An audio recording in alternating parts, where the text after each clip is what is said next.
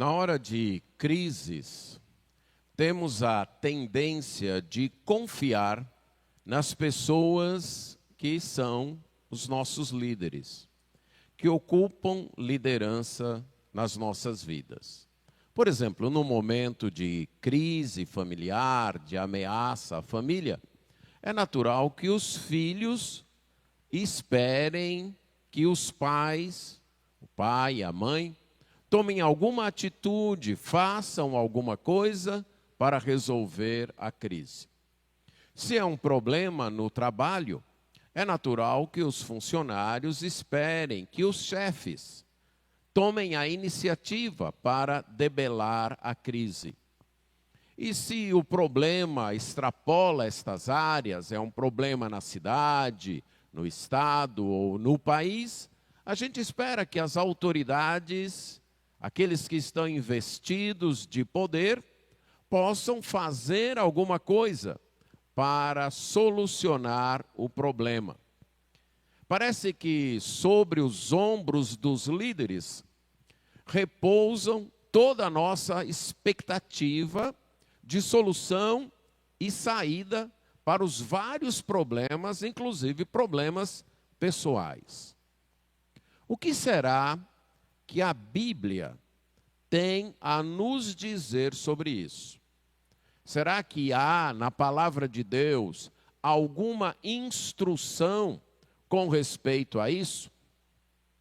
No próximo texto de Isaías, o texto de hoje à noite, que nós vamos analisar nesta série de estudos no livro de Isaías, nós vamos ver algumas lições, algumas instruções da parte de Deus, tanto sobre o papel dos líderes, o papel dos administradores nas diversas áreas, como também o nosso papel como liderados no relacionamento com estes líderes.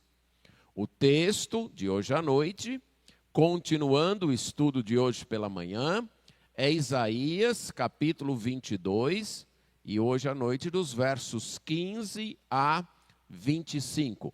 Então, o livro da profecia de Isaías, capítulo 22, os versos 15 a 25, que diz assim: Assim diz o Senhor dos exércitos, anda, vai ter com esse administrador, com Sebna, o mordomo, e pergunta-lhe: que é que tens aqui?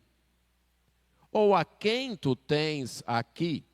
Para que abrisses aqui uma sepultura, lavrando em lugar alto a tua sepultura, cinzelando na rocha a tua própria morada?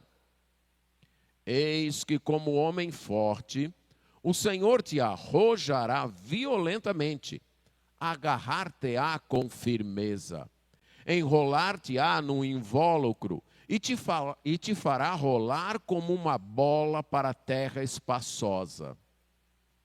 Ali morrerás, e ali acabarão os carros da tua glória. Ó tu, vergonha da casa do teu Senhor. Eu te lançarei fora do teu posto, e serás derribado da tua posição. Naquele dia, chamarei a meu servo Eliaquim, filho de Hilquias. Vesti-lo-ei da sua túnica, cingi-lo-ei com a tua faixa, e lhe entregarei nas mãos o teu poder. E ele será como pai para os moradores de Jerusalém e para a casa de Judá. Porei sobre o seu ombro a chave da casa de Davi. Ele abrirá e ninguém fechará. Fechará e ninguém abrirá. Finca-lo-ei como estaca em lugar firme, e ele será como um trono de honra para a casa de seu pai. Nele pendurarão toda a responsabilidade da casa de seu pai, a prole e os descendentes, todos os utensílios menores, desde as taças até as garrafas. Naquele dia, diz o Senhor dos exércitos, a estaca que fora fincada em lugar firme será tirada, será arrancada e cairá. e a carga que nela estava se despreenderá, porque o Senhor o disse. Vamos orar. Senhor nosso Deus, temos diante de nós uma porção da Tua palavra. Reconhecemos que ela é a Tua palavra. E também reconhecemos que nós somos incapazes, por nós mesmos, de entendê-la, de apreciá-la e de vivê-la. Então nós suplicamos que graciosamente o Teu Espírito Santo venha ao nosso encontro e nos capacite a compreensão, amor e obediência a esta palavra. Isso nós pedimos em nome do Senhor Jesus. Amém. O contexto literário desta passagem do profeta Isaías, no seu âmbito geral, como o nome que eu tenho dito diz, está no livro das profecias de Isaías. Isaías foi profeta em Jerusalém, no reino de Judá, entre aproximadamente os anos 740 e 686 a.C. Um ministério profético de mais de meio século. E no final desse ministério, ele e os seus discípulos, aqueles que confiaram na palavra de Deus proferida por ele, se reuniram e coletaram as diversas profecias que ele havia feito, e ele deu a ordem que nós temos hoje na nossa Bíblia das profecias, neste livro de Isaías. O bloco desse texto é aquela seção que vai dos capítulos 13 ao capítulo 23, em nossas versões, que tratam do juízo de Deus ou do veredito, da sentença de Deus para as nações. São 10 sentenças, 10 oráculos de Deus contra as nações, dividido em duas partes. A primeira parte com 5 sentenças e a segunda parte também com mais 5 sentenças. Sendo que a quarta sentença de cada uma das partes é um oráculo de Deus contra o seu próprio povo. Na primeira parte, contra o povo de Israel ao norte, cuja capital era Samaria. E nessa segunda parte, para o povo de Judá ao sul, cuja capital era Jerusalém. Nos dois casos, Deus está exortando o seu povo, como é a tônica de toda essa primeira grande parte de Isaías, que vai do capítulo 1 até o capítulo 39, a exortação é no sentido de que o único ser digno da nossa total confiança e da nossa total fidelidade, da nossa total esperança e expectativa é Deus e mais ninguém. O povo de Israel vivia naquela época sob a ameaça de grandes impérios. Era uma nação pequena ali na Palestina. Para vocês terem uma ideia, se juntarmos o território dos dois países, das duas nações divididas naquela época, Judá e Israel, seria mais ou menos do tamanho do nosso estado aqui no Brasil, o estado de Sergipe. Então, uma nação pequena, encravada num corredor de grandes nações e num local também estratégico para o comércio e para as guerras.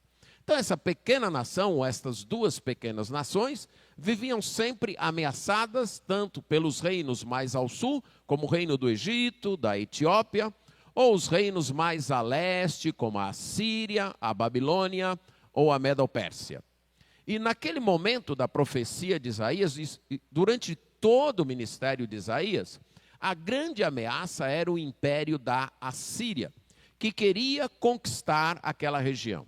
Já havia, inclusive, conquistado várias nações-estados naquele espaço. A nação de Arã, cuja capital era Damasco, a própria nação de Israel, cuja capital era Samaria, e agora ameaçava, então, o povo de Israel. No momento dessa profecia, ou o momento desta profecia, é anterior àquela grande ameaça do rei assírio Senaqueribe, que nós temos narrado aqui em Isaías, nos capítulos 36 e 37, mas é no período do rei Ezequias, o mesmo período da profecia do versos 22 até 14, que nós estudamos hoje pela manhã. E esse texto aqui que eu li, ele funciona como um exemplo daquilo que foi dito pela manhã. Quando nós estudamos o texto pela manhã, nós vimos que Deus estava dizendo que não adianta a autoconfiança, que não adianta a autossuficiência ou a autonomia, que isso não conduz a nada, isso só conduz ao desastre, à catástrofe. O que nos segura nas crises é a confiança nele, é a fé em Deus. E esse texto funciona como uma ilustração pessoal, uma ilustração nas vidas, como se Isaías estivesse dizendo: aquilo que é verdade para a coletividade, aquilo que é verdade para toda a sociedade, aquilo que é verdade para a nação, também é verdade para cada indivíduo, também é verdade para cada uma das pessoas. Você não pode confiar nem em si mesmo, nem nos outros, mas confiar em Deus. Toda sua confiança deve estar depositada em Deus. Com isso, Isaías está ilustrando que a escolha entre a fé e a autoconfiança, a fé e a autossuficiência, é uma escolha pessoal, que cada indivíduo, que cada pessoa, que cada mulher, que cada homem deve tomar por si mesmo. Deve fazer esta escolha. Eu vou confiar nos outros, eu vou confiar em mim mesmo, ou eu vou confiar em Deus? O texto nos fala de uma ordem para Isaías, começa assim. E com aquela tríplice nomeação de Deus, que nós vimos é uma característica desta sentença, deste capítulo. Assim diz o Senhor, isto é, Adonai, um título de Deus que fala dele como dono, como o chefe, como o Senhor mesmo de um povo ou de uma nação.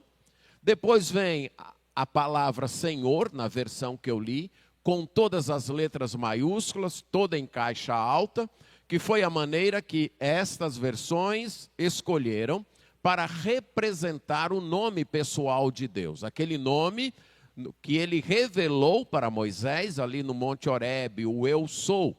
E não há uma pronúncia muito definida para esse nome em nossa língua. Alguns pronunciam Jeová, outros Javé, outros Iavé.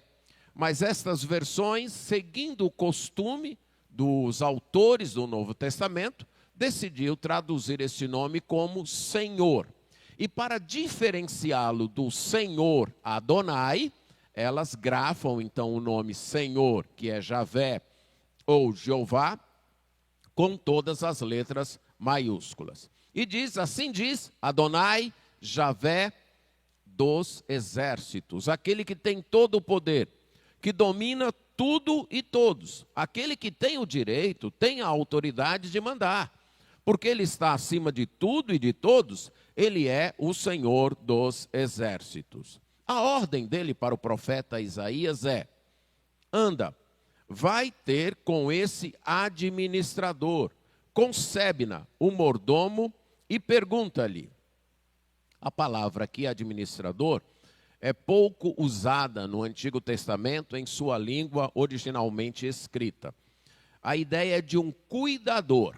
Um administrador é alguém que cuida, alguém que tem a responsabilidade de cuidar.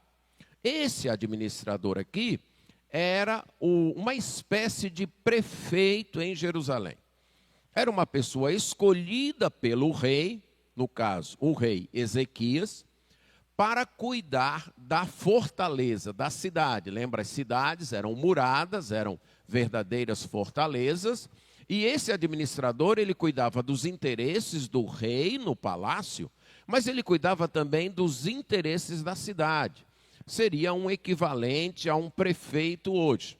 Só que na hierarquia e no governo de Jerusalém, este mordomo era o segundo em poder. Ele só perdia para o rei. O rei era a autoridade terrena maior e depois vinha ele. E o nome dele era Sebna.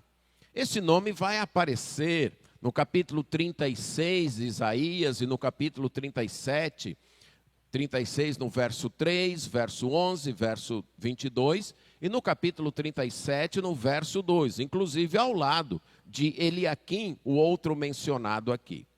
Só que quando ele é mencionado lá naqueles capítulos 36 e 37, ele já não é mais o administrador. Ele é o assistente, o secretário. E o administrador lá já é Eliaquim, aquele que a segunda parte desse texto menciona. Então isso indica que esta profecia foi dirigida antes daquele momento, porque naquele momento Sebna já havia perdido o seu posto de administrador. Um questionamento é feito no próximo verso, né? O questionamento é: o que você tem aqui? Ou quem você tem aqui? Nas palavras de hoje, na nossa língua, seria mais ou menos: quem você pensa que é? Que posição é essa que você se arroga a ter? Que arrogância é essa sua para você estar agindo desta maneira? E o que transparece depois, tanto no caso dele estar mandando construir um túmulo para ele, encravado na rocha, como no que é dito sobre ele gostar das carruagens, nós notamos que ele era um administrador que administrava pensando em si mesmo, pensando na sua própria glória, pensando no seu próprio prazer, pensando em usufruir da função para si mesmo. E essa é a primeira instrução que eu quero destacar aqui. Um administrador não pode usar a função para bens pessoais. Sejam bens financeiros, sejam bens de glória, sejam bens de honra. E esse é o problema com Sebna. Ele está usando a função para garantir o seu futuro, inclusive garantir um nome na história. E é por isso que Deus pergunta: quem você pensa que é? O que é que você pensa que tem? Quem você pensa, para quem você pensa que está trabalhando ou servindo, a quem você pensa que está servindo, para usar a função em benefício próprio.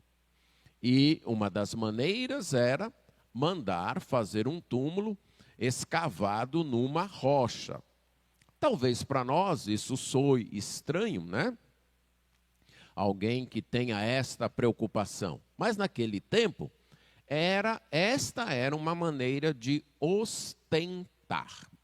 Alguém que queria mostrar o seu valor, mostrar que tinha recursos, mostrar que era mais do que os outros, uma das maneiras, entre outras na época, era ele mandar, ainda em vida, ele mandar fazer um túmulo, comprar um lugar que fosse mais alto, que fosse uma rocha, para ele ali ser sepultado, ao invés de ir para uma sepultura comum, como era a da maioria das pessoas. Ao fazer isso, ele estaria dizendo: eu tenho condições, eu tenho poder, eu tenho recursos, e eu vou mostrar que eu tenho estes recursos, que eu tenho esse poder fazendo isso. Eu vou comprar um certo lugar aqui na cidade, numa região mais alta, numa região mais visível, que seja rocha, isso é, que possa ficar de modo permanente, que possa aí durar muitos séculos na frente. Vou mandar abrir esta rocha, fazer então um espaço dentro dela, e ali será o meu túmulo. Essa era uma das formas que algumas pessoas eram sepultadas. Elas num lugar de pedras, uma rocha, então elas cavavam um espaço, um buraco na rocha, parecendo um pequeno cômodo. Ali, então, elas faziam uma espécie de leitos na pedra mesmo, e ali eram colocadas depois de sepultadas. Com o tempo, né, o corpo se desfazia, então os ossos eram pegos, eram retirados, colocados numa caixa chamada ossuário, e era guardada ali mesmo, e espaço serviria para os descendentes também serem sepultados. Mas o nome que ficasse na sepultura ficava lembrando a pessoa. Então, essa atitude de Sebna tanto apresenta ostentação, querendo mostrar o poder que tinha, os recursos que tinha, como um desejo de passar para a história, de deixar seu nome marcado na história de Jerusalém. Tanto era uma manifestação de status, como ele queria deixar uma memória, deixar uma lembrança depois que ele partisse. O que nós notamos aqui é aquela mesma mentalidade que já apareceu na sessão anterior, no verso 13, das pessoas que viviam para o hoje, que viviam para o agora, que não se importavam com o futuro, que não tinham olhos nem ouvidos para o juízo de Deus. Era aquela mentalidade de comamos e bebamos, que amanhã morreremos. A vida vai terminar com a morte mesmo, então bora aproveitar isso. O que está por trás da atitude de Sebna é a mesma mentalidade.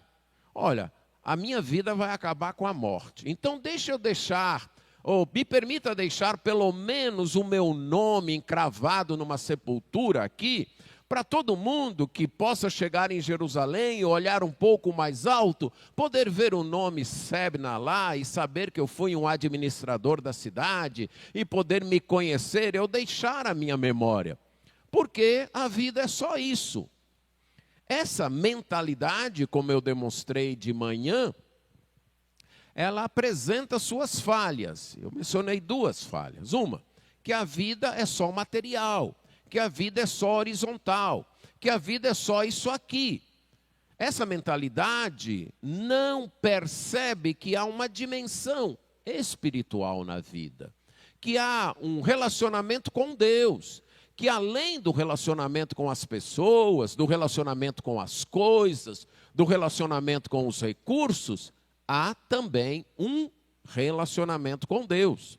E essa mentalidade, o segundo erro, é que ela não percebe a eternidade.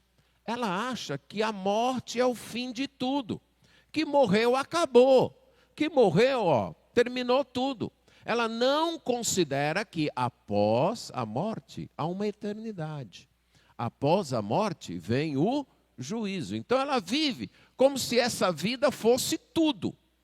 E eu quero então aproveitar o máximo desta vida, tirar o máximo dessa vida, porque essa vida é a única que eu tenho. Não tem outra vida. Esquece que após essa vida há sim uma outra vida. Uma outra vida com Deus, ou eternamente sem Deus. Mas há uma outra existência, sim. Ou de salvação eterna, ou de condenação eterna. Mas no caso da aplicação desse princípio em Sebna, há um terceiro erro. É achar que o meu nome na história é marcado por mim mesmo. É marcado pelos meus próprios recursos, pela minha própria capacidade, pelos meus próprios esforços, pela minha autossuficiência. É desconhecer que quem escreve o nosso nome na história, se ele assim o quiser, é Deus. Se ele quiser deixar o nosso nome marcado na história, ele vai deixar. Os nossos esforços não ajudam nisso. E a gente pode lembrar de um texto das Escrituras, Gênesis 11 e Gênesis 12. O que temos, aliás, Gênesis 10 e Gênesis 12, se não me falha a memória. O que nós temos ali? Em primeiro lugar, nós temos a humanidade, um grupo de homens, tentando construir uma torre, a Torre de Babel, uma torre cujo cume fosse o mais alto possível, chegasse até o céu, e a ideia aqui, a imagem ou as palavras, é uma figura de linguagem, quer dizer, uma torre muito alta, para que o nosso nome se torne célebre, para que a gente marque o nosso nome na história, para que ninguém nunca mais nos esqueça. Vamos construir uma torre tal que o nosso nome fique marcado na história e ninguém nunca mais nos esqueça. E o que aconteceu? A torre não foi avante. O nome deles, no sentido geral, foi marcado na história, mas marcado como um desastre. Já no capítulo 12, Deus chama um homem, Abraão, e diz para esse homem: deixa a tua terra, deixa a tua parentela, vai para a terra que eu vou te mostrar, eu vou te dar outra terra, eu vou te dar uma descendência e eu vou tornar o teu nome conhecido em toda a terra.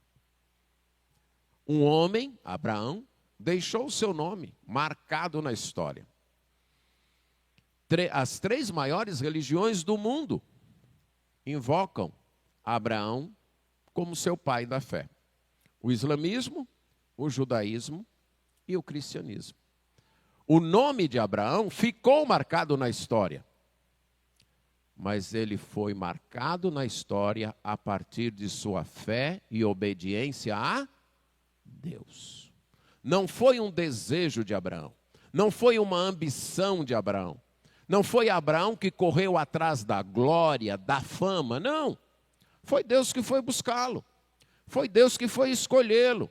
E Deus disse: eu vou fazer o teu nome grande. Não é você que vai construir um nome, não é você que vai fazer um nome, sou eu que vou fazer o teu nome. Sou eu que vou mostrar o teu nome para toda a terra. Esse texto me veio à mente quando eu penso aqui em Sebna e em Eliaquim. Sebna queria deixar o seu nome na história, queria deixar o seu nome marcado. A identidade dele, o seu valor, dependiam da posição que ele tinha no governo, do que ele conseguia ganhar no governo, das carruagens que ele tinha e daquele túmulo que ele estava mandando fazer na rocha. E você pode então imaginar Sebna lá contratando os trabalhadores, escolhendo o lugar, indo lá fiscalizar e pensando: quando eu morrer, eu serei colocado aqui e no futuro o meu nome estará aqui na porta desse túmulo e todos vão saber que existia um Sebna aqui em Jerusalém, que foi o administrador desta cidade.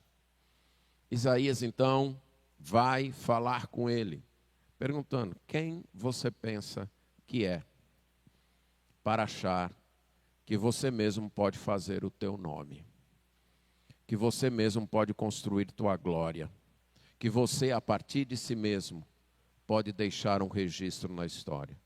Quem você pensa que é?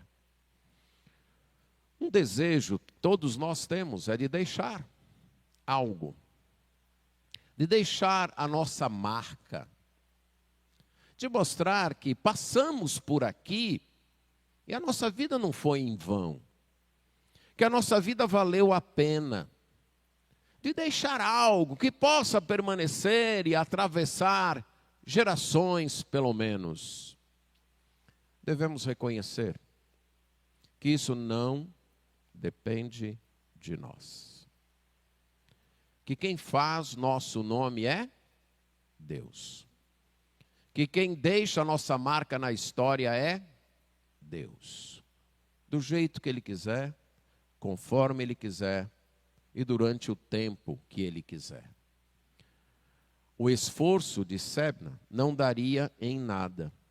Deus diz: eis que eu vou pegar você, que se julga um homem forte, que se julga um homem de poder, e eu vou te agarrar, vou pegar você com força, de modo que você não escape.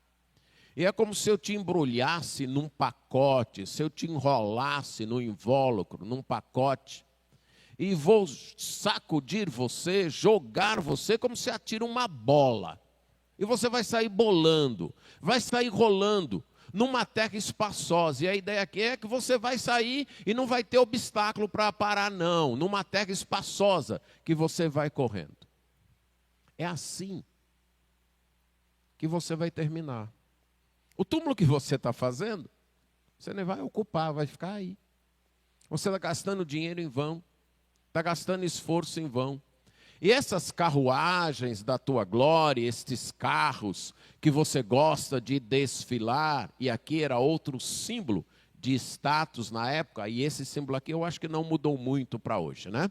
Mudou o estilo, não são mais carruagens puxadas a cavalos, mas são carros que tornaram-se também símbolos de status. E naquela época era um símbolo de status, de autoridade. Vamos ver alguns exemplos. Quando o faraó da época de José lá no Egito promoveu José a primeiro-ministro, qual foi uma das atitudes? Eu vou sair na minha carruagem e a carruagem que vem depois é a sua. Você vai nela. E nós vamos desfilar pela cidade para que todo mundo agora reconheça a tua posição. Então, o ter uma carruagem de importância era símbolo de status, de posição. Outro exemplo. Lembra quando Absalão quis conquistar o reino de seu pai Davi, lá em 2 Samuel 15:1? Qual foi uma das primeiras atitudes dele? Foi contratar uma carruagem e contratar uma guarda pessoal para ir adiante dele, e anunciando que lá vem Absalão, e ele seguia na sua carruagem. Um outro filho de Davi, terceiro exemplo, Adonias, em 1 Reis 1:5. Também, quando quer assumir o trono, faz a mesma coisa.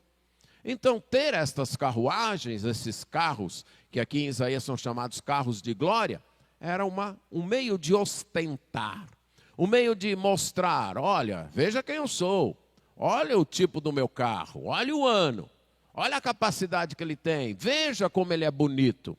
E Sebna, além da sepultura, tinha também esse hábito de colecionar carruagens para mostrar a sua glória. Então, Sebna era um administrador que usava a administração em benefício próprio para ostentar, para se colocar acima dos outros, para mostrar o seu poder, a sua glória, a sua capacidade. E Deus então o chama a sua atenção quanto a isso e diz: tudo isso no qual você se apoia não vai dar em nada. O túmulo que você está cavando, você não vai para ele. Você vai morrer em outro lugar, longe daqui. Como uma bola atirada aí e jogada no mundo. E suas carruagens, sua coleção de carros aí, que você ostenta, que você acha então que lhe dá poder, também vai acabar. Não irão ficar com você. Você acha que é alguma coisa grande, mas aí no final do verso 18 diz, mas de fato isso é uma vergonha. Você se acha grande coisa. Você se ostenta e se arroga como sendo grande coisa. Mas você nada mais é do que uma vergonha na casa do teu Senhor. E eu vou tirar a tua função.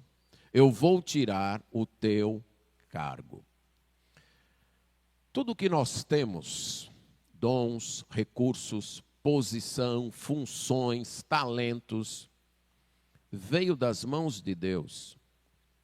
E não tem como alvo serem usados para criarmos uma casa permanente aqui. Porque nós não vamos ficar aqui permanentemente. Tentar construir nossa história, nosso nome, fundamentados apenas em nós mesmos, vai causar o nosso fracasso. Acreditar que sua identidade, o que você é,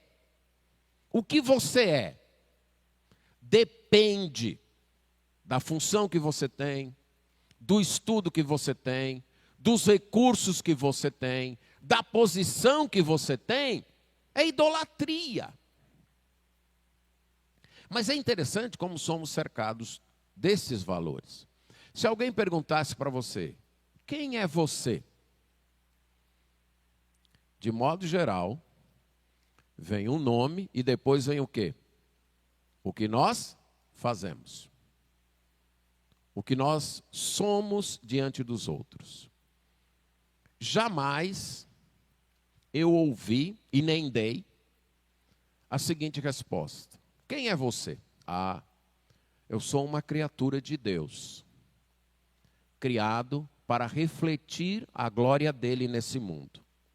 Mas eu me revoltei contra ele e me tornei um pecador, condenado pelo tribunal dele, porque eu não quis me submeter a ele.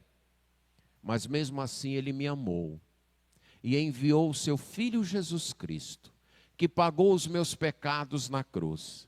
E depois enviou o Espírito Santo, que me fez enxergar esta verdade e me resgatou. E hoje eu sou um filho dele, peregrinando neste mundo, esperando o dia dele me chamar de volta para o meu lar. Não sei se você já ouviu essa resposta diante da pergunta, quem é você? Ou mesmo se você já deu essa resposta. Ou mesmo se até hoje você já tinha pensado que esta é a sua identidade na essência, se você de fato é um filho de Deus. É isso que vai permanecer. Se você é advogado, médico, operário, comerciante, tudo isso vai passar. Vai ser só aqui durante o tempo que você vive. E muitas vezes nem é durante toda a nossa vida. Um dia vai acabar. Se você tem posses, é rico, é reconhecido, é famoso, é elogiado, na escala social você está acima dos outros, isso também vai passar. Isso não faz parte da sua essência, da sua identidade essencial. Isso vai acabar. Se você mora numa casa grande, uma mansão, ou numa casa bem pequenininha, quase um barraco, isso também não é parte da sua essência. Isso não demonstra o seu valor. Isso vai passar, vai acabar. Nossa identidade deve ser firmada a partir do nosso relacionamento com Deus. Fomos criados por Ele, pecamos contra Ele e somos resgatados por Ele, aguardando o dia em que vamos morar com Ele. É isso que nós somos em essência. É isso que vai ficar. O restante, irmãos, é apêndice. Eu sou pastor, mas isso não é parte da minha essência, ser pastor. Porque houve uma época na minha vida em que eu não era pastor. Não era. E pode ser que no futuro tenha uma época em que eu não mais seja. E com certeza na eternidade eu não serei. Então isso é função. Mas não é da essência. Não é motivo para a gente se apegar a isso. Isso vem de Deus. O nosso valor não depende do nosso sucesso, da nossa posição. Então alguém que é reconhecido, que as pessoas assediam, que as pessoas buscam, se acham valorizados. Mas alguém que é quase esquecido, que ninguém se importa, se acha desvalorizado. Nosso valor não depende disso. Sabe de que depende o nosso valor? Do fato de Deus ter amado você e enviado o seu Filho Jesus para morrer por você. Você quer maior valor do que esse?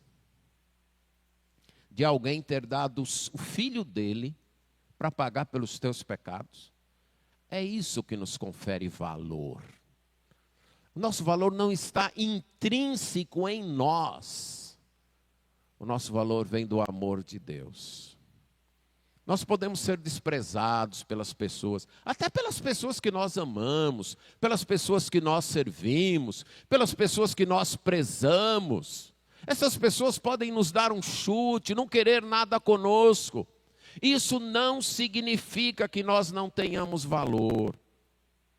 Talvez em sua função, em sua vocação, você não alcançou o mesmo sucesso que outros, você não foi tão grande como outros, você não chegou em altas posições como outros, mas isso não indica que você não tem valor. Porque o que faz você ter valor é o fato de Deus te amar. E Ele te amará a ponto de mandar o seu Filho Jesus Cristo. É aí onde nós encontramos o nosso valor, nossa identidade, nosso valor. Não dependem de termos uma família, de sermos bem-sucedidos nessa família, não dependem de termos uma vocação e sermos bem-sucedidos nela, não depende de nós termos recursos, não. Depende do nosso relacionamento com Deus. Por quê? Porque é isso que vai para a eternidade. É isso que nós seremos eternamente. Filhos de Deus através do Senhor Jesus Cristo. Aí está a nossa identidade. Aí está o nosso valor. É nisso que nós temos que confiar. É nisso que nós temos que nos agarrar. Nossa identidade, nosso valor, nosso lugar na história devem estar firmados em Deus. E caminhamos nisso, na fé nele. Por isso que os administradores humanos não podem usar sua função, sua posição, seus recursos para se locupletarem, para a corrupção e para benefícios próprios. Porque não é isso que irá escrever o seu nome na história. Não é isso que vai lhes dar identidade. Não é isso que vai lhes dar valor. Mas em segundo lugar, agora vendo outro exemplo, um governante humano, um administrador humano, deve servir seus subordinados, deve cuidar de seus subordinados como servo de Deus. Primeira parte, no exemplo de Sebna, ele não pode usar sua função em benefício próprio, mas ele deve servir as pessoas sob sua responsabilidade como servo de Deus. E aqui entra o exemplo de Eliaquim. Deus diz, naquele dia, eu vou chamar o meu servo Eliaquim. Deus está dizendo, eu vou nomear um outro administrador no teu lugar, Sebna. E ele será Eliaquim, que o nome significa Deus estabelece. Mas o mais importante nesta frase do versículo 20 é a expressão meu servo. Pouquíssimas pessoas na Bíblia foram chamados pelo próprio Deus de meu servo. Mas são poucas pessoas mesmo. Não é um número muito grande, não. Moisés, Davi, Abraão. Poucas pessoas. Aqui no livro de Isaías, apenas 3 pessoas são chamadas por Deus de meu servo. O próprio Isaías, no capítulo 20, que nós pregamos algumas semanas atrás, capítulo 20, verso 3, e o servo prometido, o Messias, que é em 42:1 e 52:13, e Eliaquim. Aquele homem que não era rei, vai ser chamado, não era profeta, é chamado de meu servo.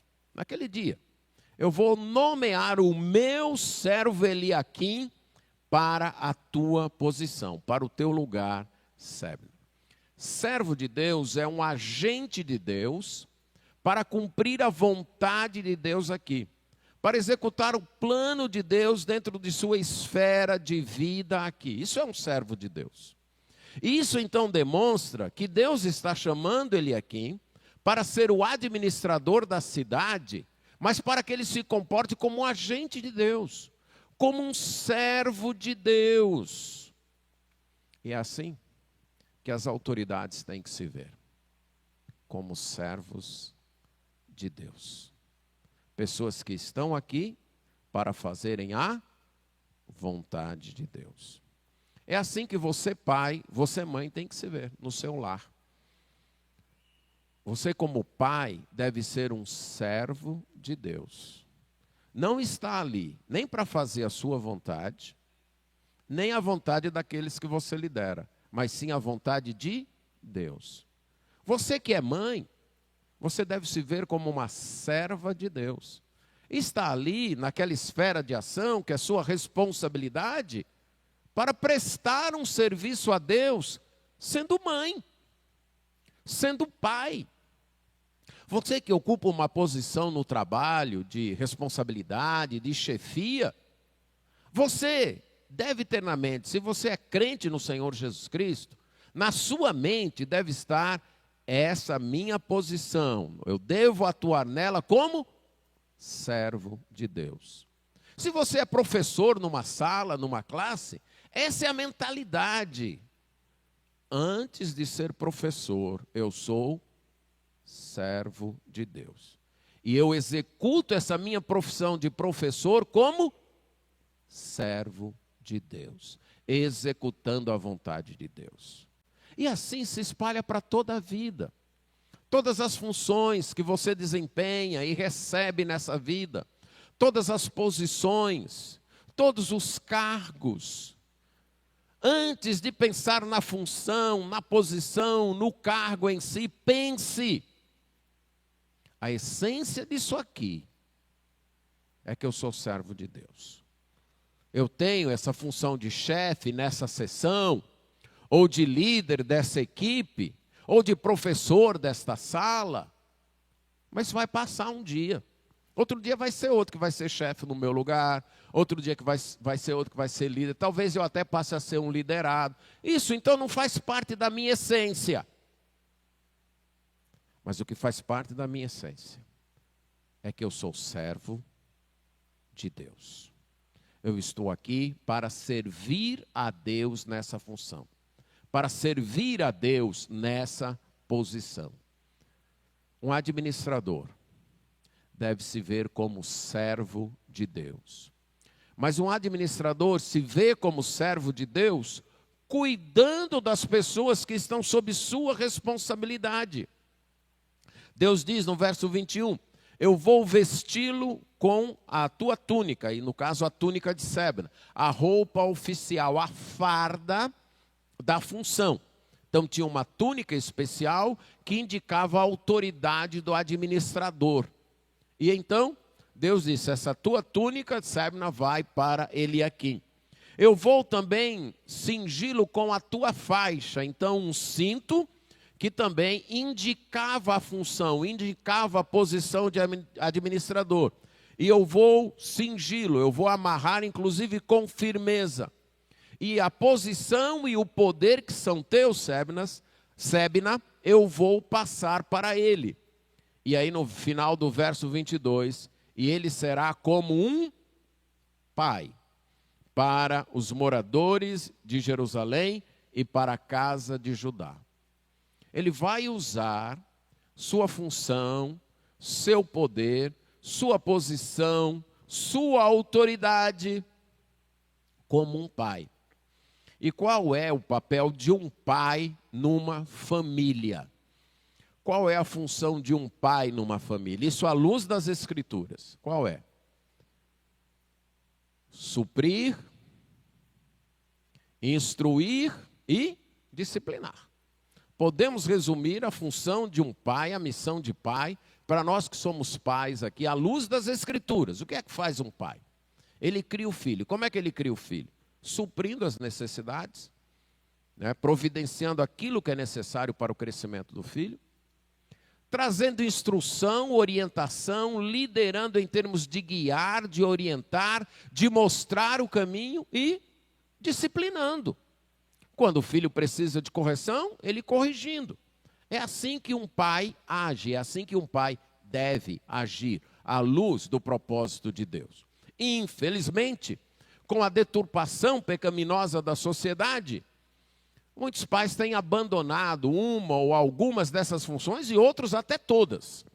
Alguns não têm se importado em suprir, outros se contentam apenas em suprir e agora a orientação, a disciplina, isso não é comigo, não.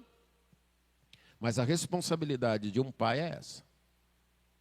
É suprir, instruir e disciplinar. E aqui nós percebemos que um administrador também tem a mesma responsabilidade. Cuidar do seu povo, instruir, disciplinar. É assim. Dependendo, evidentemente, do sistema de governo de cada nação, mas no final das contas é isso que cada autoridade tem, dentro dos limites estabelecidos pela lei, de cuidar dos moradores na sua esfera de autoridade, nos limites da sua autoridade, providenciando os meios para a vida, providenciando orientação, instrução e providenciando disciplina quando necessário. Quando alguém ultrapassa os limites da lei, deve haver julgamento, deve ser feita a justiça. Isso é funcionar como um pai. Um administrador que opera debaixo da vontade de Deus. Ele se vê primeiro como servo de Deus, que vai prestar contas a Deus. E se vê como um cuidador, alguém que deve cuidar das pessoas sob a sua responsabilidade. Mas também ele deve crer que esta função é mantida, é doada e mantida por Deus. Porém, sobre o seu ombro, verso 22, a chave da casa de Davi. Ele abrirá e ninguém fechará. Fechará e ninguém abrirá. As chaves naquele tempo não eram tão pequenas como as nossas chaves hoje. Eram chaves grandes, feitas de ferro ou madeira. E que não dava para se carregar num chaveiro, de pendurado no cinto, ou na alça do cinto na calça, ou na mão. Não.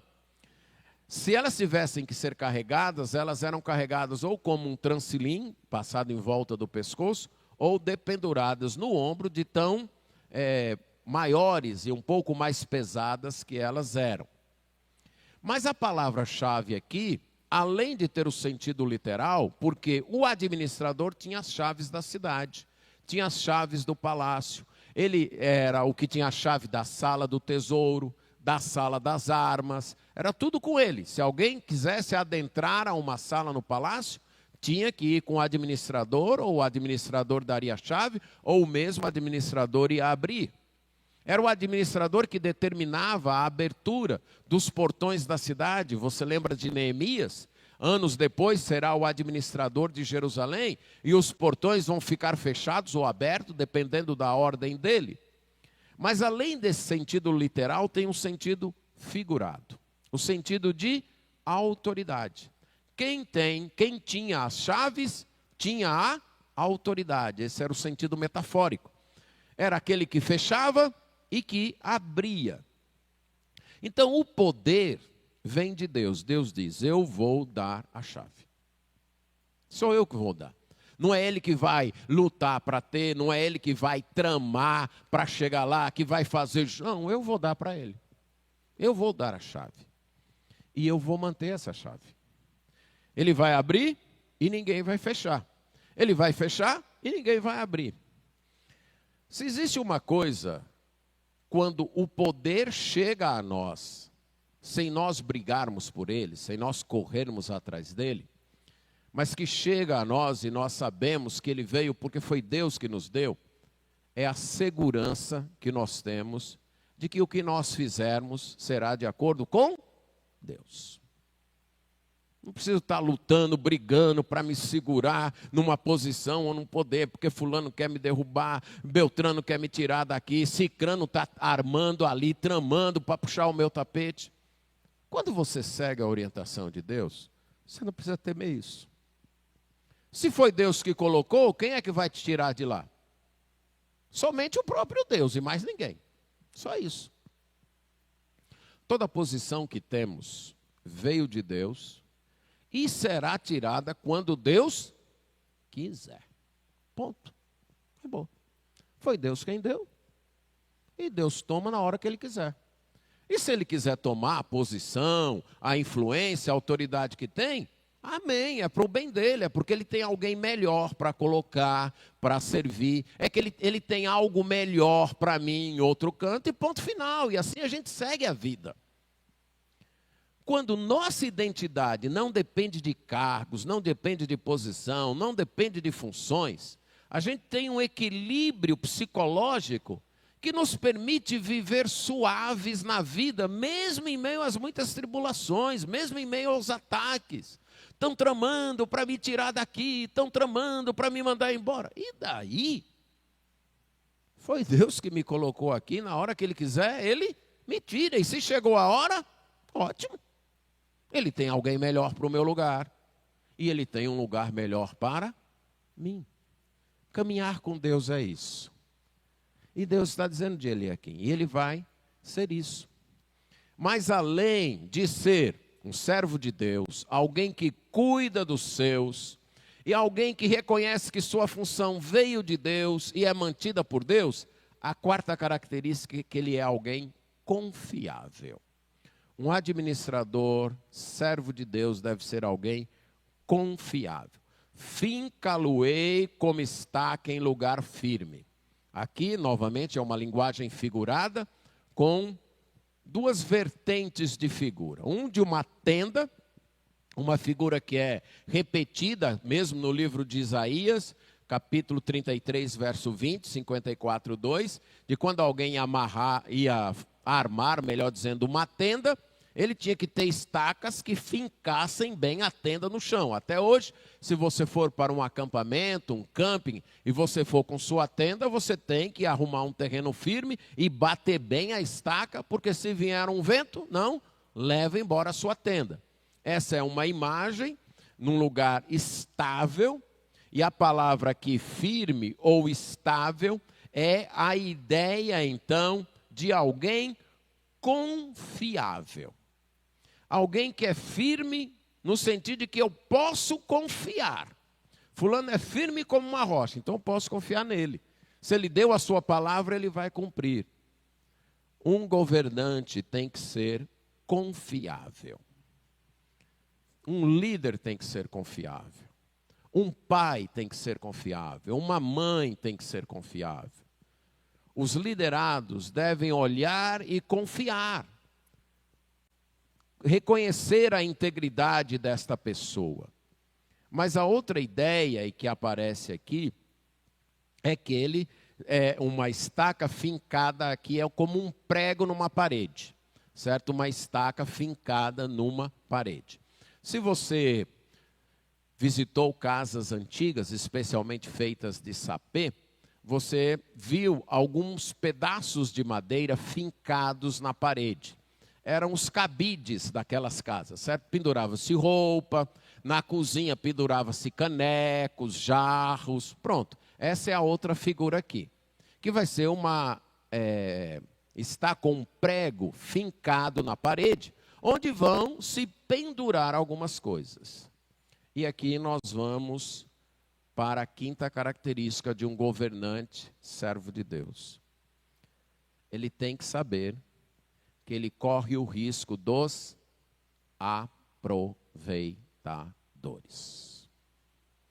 Todo mundo que está em liderança, se é alguém confiável, deve botar na mente: eu não estou no mundo ideal, não. Eu posso estar rodeado de aproveitadores. E aqui foi o problema com Eliaquim. Ele ficou como essa estaca aí, diz, aí tudo quanto foi vaso da casa de seu pai, dos seus descendentes, quis se pendurar ali. Até os menores, até os sem valor. A ideia aí, pronto, rapaz. Eliaquim agora é o administrador do palácio. Bora arrumar uma boquinha para a gente lá. Bora ver o que ele tem para a gente lá. Aí os familiares todos foram chegando. Tanto aqueles que tinham condições, como aqueles que não tinham.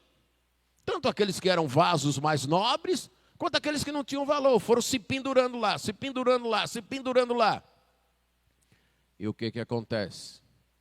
Imagine aí novamente a imagem daquelas casas antigas, com um pedaço, uma estaca de madeira menor, fincada, e você vai pendurando coisa, vai pendurando coisa, vai pendurando coisa, vai pendurando coisa, vai pendurando coisa, chega uma hora que quebra e cai. E é isso que Deus diz aí no verso 25. E aqui vem a lição para nós, liderados. Nenhum administrador humano deve ter 100% da nossa confiança. Nossa confiança deve estar sempre em Deus. Repetindo aqui, as lições para nós, quando líderes, quando administradores, ver a nossa função como servos de Deus, e como servos de Deus devemos cuidar dos que estão sob nossa responsabilidade, reconhecer que quem nos deu aquela responsabilidade e mantém esta responsabilidade é Deus. Devemos ser confiáveis, mas devemos abrir os olhos. Não podemos ser ingênuos. Não podemos atender todo mundo. Temos nossos limites. Nós temos limites. Você não pode curar todo mundo. Você não pode atender todo mundo. Você não pode aconselhar todo mundo. Nós temos limites. E para mim esse é um perigo que eu devo enfatizar. Porque pessoas confiáveis são pessoas de muita responsabilidade. Vocês sabem disso. E são pessoas que atraem os frágeis na vida. Que atraem os vulneráveis. Tem os aproveitadores, que estão lá para se aproveitar. Mas tem também os que são atraídos porque precisam. E muitas vezes a pessoa que está na liderança, e ela não quer dizer um não, ela se sobrecarrega. E o que acontece com a estaca que se sobrecarrega? Cai. Temos lido, em anos recentes, com certo grau de triste surpresa, de pastores se suicidando, de conselheiros espirituais se suicidando, de pessoas entrando em parafuso, pessoas responsáveis por cuidar dos outros. Para mim, é porque deixou pendurar, uma das razões, né? Deixou pendurar coisa demais na estaca. Ficou recebendo, um pede isso, outro pede aquilo, um horário para isso, um horário para aquilo, e vai, e vai, e vai. E esquece que tem limites.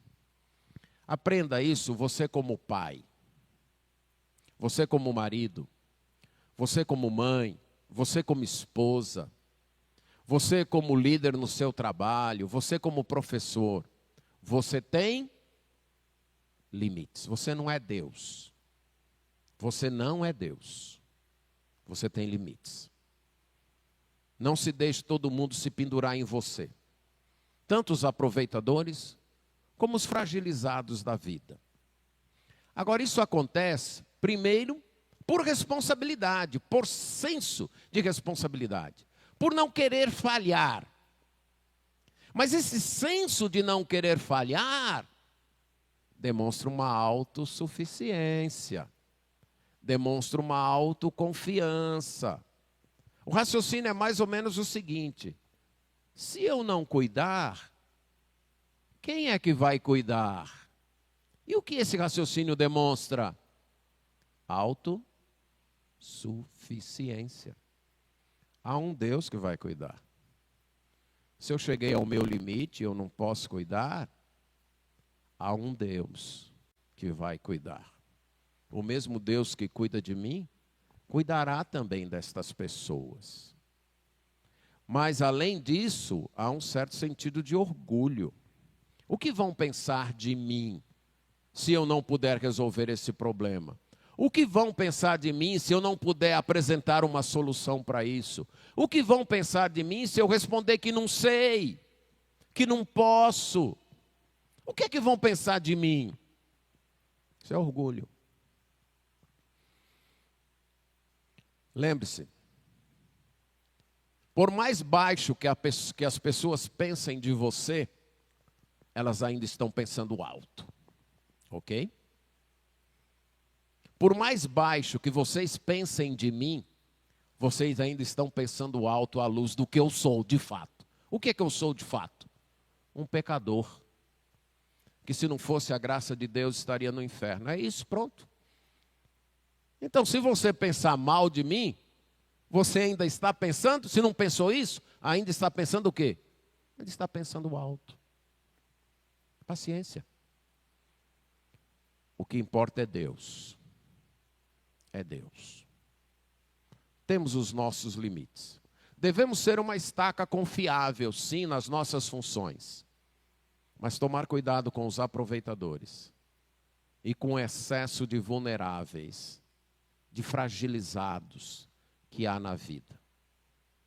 Carinhosamente, vamos cuidar daqueles que estão sob nossa responsabilidade. E carinhosamente, vamos conduzir outros que não podemos cuidar, para que outras pessoas cuidem. E deixar tudo nas mãos de Deus. E como liderados, vamos lembrar. Todo líder tem limites.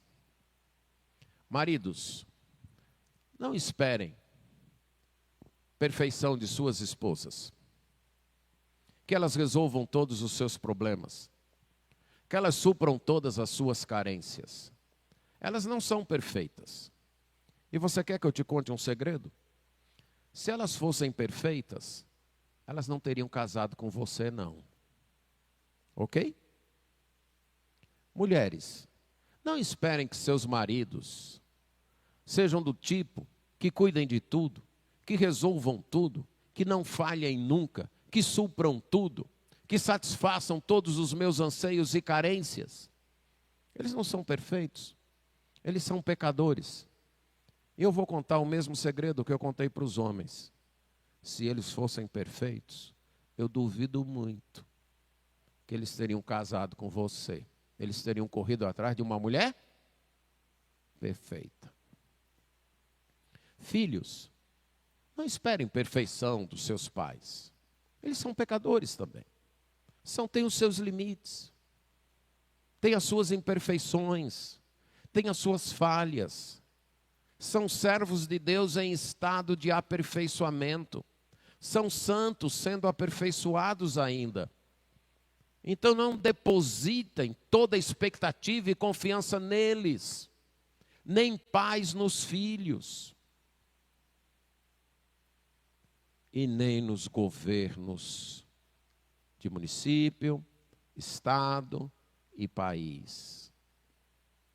São pecadores como nós que estão lá. Não queremos julgar o coração nem a honestidade de nenhum deles. Mas todos eles têm seus limites, têm suas fragilidades, têm seus erros. Só há alguém, um só, que merece a totalidade da nossa confiança. E vamos ver quem é, vendo um texto que é citado desses que eu li de Isaías, lá em Apocalipse. Capítulo 3, verso 7. Na carta enviada à igreja de Filadélfia. Apocalipse 3, 7. Ao anjo da igreja em Filadélfia escreve: estas coisas diz o santo, o verdadeiro, aquele que tem a chave de Davi, que abre e ninguém fechará, e que fecha e ninguém abrirá. O Eliaquim, lá do tempo de Isaías, era apenas um símbolo do Senhor Jesus Cristo. Ele sim é o grande administrador que tem a chave do reino de Deus. Ele sim merece toda a nossa confiança. Ele sim tem estrutura de uma estaca que o mundo inteiro pode se pendurar nele e ele não cai. Ele e somente Ele merece a nossa confiança em sua totalidade. Para quem segue a Cristo, não há espaço nem para autoconfiança, nem para confiança que se joga sobre outras pessoas, por mais capazes e próximas a nós que estas pessoas sejam. Para quem segue a Cristo, não há espaço para autossuficiência, confiar na sua própria suficiência, nem confiar na suficiência dos outros, como para suprir todas as minhas necessidades.